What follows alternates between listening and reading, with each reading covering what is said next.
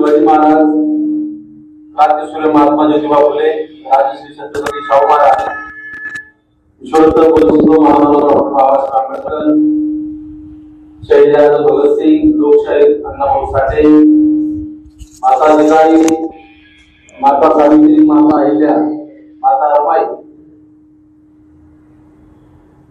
या सर्व परिवर्तनाच्या चळवळीने ज्या ज्या महापुरुषांनी काम केलं त्या सर्व परिवर्तनवादी महापुरुषांना प्रथमतः अभिवादन करतो। जिल्हास्तरीय मेळावा भारतीय क्रांती दलच्या वतीने आयोजित करण्यात आला। या कार्यक्रमाला उपस्थित असलेले माननीय प्रहर राठोड सर, माननीय दुष्यंत पाटील सर, तसे आमचे प्रदेशाध्यक्ष रविदादा सावे, प्रदेश उपाध्यक्ष रामदासजी मगरे, प्रदेश सचिव मच्छिंद्रनाथ ढेपे, तसे आमचे प्रदेश सचिव सय्यद अहमद, आमचे शहर अध्यक्ष गणेश निंबोरे, बनकर बाबा, श्रीमंत उगले साहेब, चंद्रकांत मगरे, दीपक भालेराव आणि उपस्थित मित्र हो,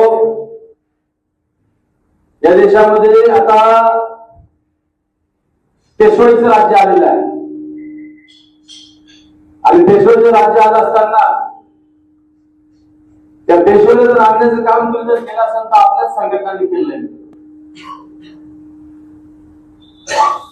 कारण की आता केंद्रामध्ये सत्ता आता सर सांगून गेले, केंद्रात नरेंद्र आणि राज्यात देवेंद्र। आता सध्या म्हणजे पेशवाईचं सरकार सुरू झालंय, परंतु मित्रांनो तुम्हाला सांगू इच्छितो की भारतीय क्रांती दल जिथं जिथं पेशवाई निर्माण होईल तिथं तिथं भीमा कोरेगाव सारखे लढे सुद्धा उभारले जातील, हे तुम्हाला सांगू इच्छितो। डॉक्टर बाबासाहेब आंबेडकरांनी आम्हाला शिका संघ सगळं नावाला पाहतो ते करत असताना ठीक आहे, काही लोक समजा काही लोक काही पक्षाशी आटे झाले असतील, परंतु सगळेच असं नाहीये। ज्याच्या रक्तामध्ये आंबेडकर आहे त्याला सांगण्याची गरज नाही, तो स्वतः उठतो आणि स्वतः लढा देतो। किती पेशवे निर्माण झाले, किती अत्याचार झाले, जे नपुसक असतात ते गाव बसतात, परंतु शहराचे मिसाळ सारखे रस्त्यावर ओढून त्याला ओढून मारल्याशिवाय राहणार नाही, अशी ग्वाही मी या माध्यमातून देतो तुम्हाला। आज देशामध्ये अन्याय अत्याचाराचे प्रमाण वाढलेले आहे। या प्रमाणामध्ये तिथला पीआय स्थानिकचा पीआय मॅनेज होऊन जातो, स्थानिकचा आमदार मॅनेज करतो आणि त्या गरीब कुटुंबावर कोणी लक्ष देत नाही। आज परभणीचं उदाहरण घ्या, ज्यावेळेस तिला कोमिंग ऑपरेशन करण्यात आलं, त्या कोमिंग ऑपरेशन मध्ये तिथला तो पीआय होता, हा हरामखोर पीआय मुरमर, हा भीमा कोरेगावचा दंगली सुद्धा होता। ज्यावेळेस नांदेडचं प्रकरण झालं, नांदेडचा अक्षय भालेराव ज्यावेळेस मारला गेला, त्या नांदेडच्या प्रकरणात सुद्धा हा जो मुरमर पीआय होता आणि सोमनाथ सूर्यवंशीला ज्यावेळेस कोमिंग ऑपरेशन करून त्या जेलमध्ये मारण्यात आलं, त्यावेळेस मी हा बदमाश मुरमर पीआय होता। मुख्यमंत्री म्हणतो की त्याची चौकशी होईल, त्याला सस्पेंड करण्यात आलंय। मित्रांनो, सस्पेंड करून चालणार नाही। ज्या दिवशी भीम सैनिकाच्या हातामध्ये जो कधी सापडला तर त्याचा मुर्दा पाडल्याशिवाय भारतीय क्रांती दल शांत असणार। आज अन्याय अत्याचाराचं प्रमाण थैमान चाललेलं आहे। आजच आमच्या दिदीने सांगितलं की स्त्रियावर फार प्रमाणात अन्याय आहे, परंतु मी म्हणतो स्त्रिया का अन्याय सहन करून घेतात, का सावित्रीच्या लेकीसारख्या पदर पोचवून रस्त्यावर येत नाही। आज आपल्या संघटनेमध्ये 5-6 महिला काम करतात। मी त्या ताईंना म्हणतो, ताई तुम्ही या, काम करा, तुम्ही झाशीची राणी बनवून दाखवा, परंतु ते महिला म्हणतो नाही भाऊ माझा नवरा मारतो, नाही भाऊ माझा नवरा मोबाईलवर फोटो आणि भरतं बोलला मला, म्हणजे तुम्ही त्या शैलेंद्र विश्वास होतो।